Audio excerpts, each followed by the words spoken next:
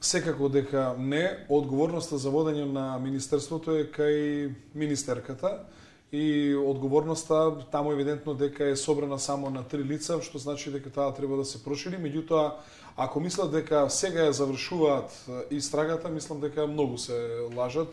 Таа истрага веројатно ќе продолжи и ќе оди во насока на главните актери во уништувањето на овие документи. Инаку таму министерката е фатена и флагранте. Значи, земала пари кои што не смеела да ги зема како државен секретар, а јас одговорно тврдам дека, бидејќи сум бил министер, не било практика ние да наградуваме државни секретари и други службеници 4 пати во годината по 40.000 денари. Се знае, според законот можете максимално еднаш 10% од работените да ги наградите до висина на една плата. Со самото тоа што министерката ги земала парите на трансакциона сметка, значи преку жиро сметка, а ги враќа преку каса прими, тоа значи дека она парите ги употребила.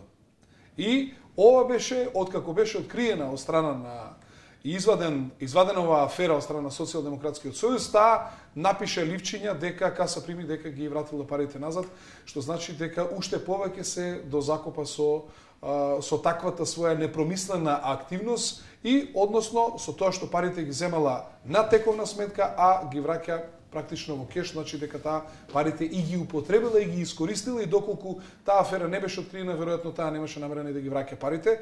Инаку морам да ви кажам дека ние не општиме со каса прими, туку секој оно што има било што да плаќа во министерството, се знае како се плаќа, тоа се плаќа преку жиросметка. И зошто министерката тие пари не ги врати преку жиросметката. Но што се однесува до документите, тоа е апсолутно невообичаено, непознато во практиката на министерствата да се уништуваат документи, поготово од тендери за јавни набавки, што јасно кажува дека овде се работи за веројатно за криминал кој што тоа прво треба да се разоткрива.